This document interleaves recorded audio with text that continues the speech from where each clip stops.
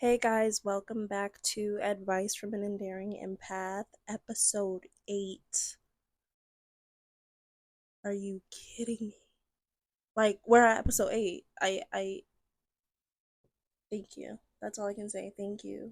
You know, for the people who are tuning in, like, I genuinely don't care if it's 1, 10, 1,000, 10,000, 100,000. Like, thank you so much, because at the end of the day, you don't have to, but you choose to. So I really appreciate that. And we got some dilemmas sent in. And of course, I'm always excited to share my opinion because I love speaking. I feel like I can help. So let's get to it. I personally think this is the perfect question to start off this episode. Someone asked, how did you know what you were passionate about, what you do? How did you find that? And in terms of content creation, how do you feel about that? I've always been passionate about mental health. Anyone who knows me, that's just me. I love speaking about feelings and how, you feel and embracing your feelings and how to get over things. Unfortunately, I've always played the therapist role in my relationships, whether it's family, friends, partners, something I've had to learn how to balance. I'm going to be completely honest, I don't even consider myself a content creator. That's not something I intended to do with this. And this idea just came along, and my therapist told me, use the hurt in you to share your experiences. I said, let's just start a page. I started this page to build a community and relate to others because we can all relate, when it comes to mental health, because a lot of us struggle in life. Life is hard. That's how I knew I was passionate about it, because it felt right, even creating the page. But I wouldn't consider myself a content creator. That's just not how I identify. I just love sharing my thoughts. So I hope that answers your question. Okay, next question, guys. I noticed you are in therapy. How has that shaped you into the person you are today? Listen to me. Therapy. Hold on. Therapy is literally my savior. I am an advocate for therapy, okay? Please go to therapy. And you don't have to just go to one therapist and then you're like, okay, you can find multiple therapists. You have to find the one that works for you. But I am a firm believer in therapy. Please go. But you don't have to listen to me, Just go. My light died again. Everyone in this world should have a therapist, just to have an outlet aside from family and friends, and it just helps to have someone who comes from the outside world and hears your story and is able to give input in a professional manner. I'm an advocate for therapists. Like, I literally tell everybody who's going through it, like my friends and family, and I say, I can help you find a therapist, because I'm telling you, it's literally life changing. I've learned so much. And even my therapist today, she's like, I just don't understand how you're able to turn things around so quickly in a good way.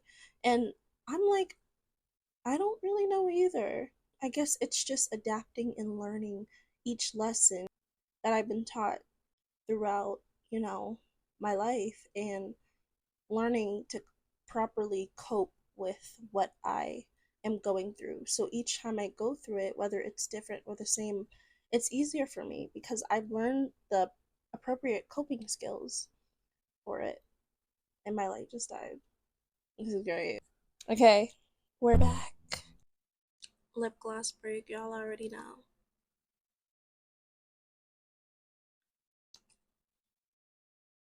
My favorite. This is a different color from the last video. Fat oil, love y'all. All right, let's get back to it. Next question, y'all. Someone said, do you ever worry about finding love? How do you cope with that feeling? I used to.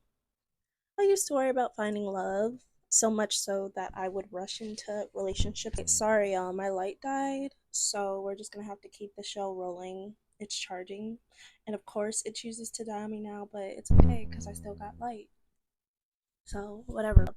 The only reason I used to worry about finding love is because I didn't have anything else going on to think about. I always thought about love. I coped with that feeling by choosing to refocus that energy back onto me and what I love doing and what works for me and what makes me happy. And when that happened, then the thought of love, it doesn't enter my mind. I mean, of course, I'm human. We all have those moments late at night, you know, watching a rom-com or something and listening to a love song, and it's like, dang, I wish I had that. But I do not consistently think about love. So I would advise you to refocus that energy onto yourself. And once you do that, love will come to you. Don't worry. All right, guys, last question. Biggest tips on dealing with grieving with a loved one. It has been the biggest alteration to my mind and who I am as a person. Yeah, grieving, it's heavy. That's the word. It's extremely heavy, and I'm not sure if I even fully bounced back. I don't think I've ever fully bounced back, and I don't know if I ever will. You know, I'm not sure if I'll ever be the same person I was before grief, but it's taught me so many things, you know.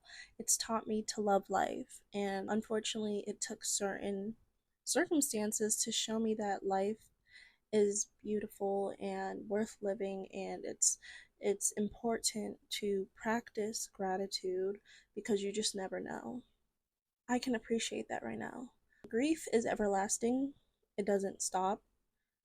And the biggest tip I can give you is time, because you need time with grieving. You cannot grieve without time. It does not go away overnight. And the craziest thing I feel like about grief is that if you don't go through it, it can affect you in so many other ways. You can try to cope in unhealthy ways if you're not willing to deal with the feeling, because it's so heavy, and I understand when people go the other route. I wish I had more to say about grief, but that's the best advice I can give you, is to just go through it, and it'll get better one day. So I really hope that helps you. That was the last question of episode 8 of Advice from an Endearing Empath. I hope you enjoyed it as much as I did. Remember, if you would like to submit a dilemma, go to SageTheMinds on Instagram, click the link in my bio, and click the NGL link. That's where you will anonymously submit your dilemmas. And I hope you enjoyed. I love you guys so much. I love whoever tunes in and whoever watches this and whoever gives the video a like. Make sure to subscribe, like the video, comment any other things you would like to ask, or your thoughts on these dilemmas, as you can relate. And I really hope you enjoy this as much as I do. Tune in Saturdays for Advice from an Endearing Empath episodes. I will see you guys next Saturday, so be there. Bye.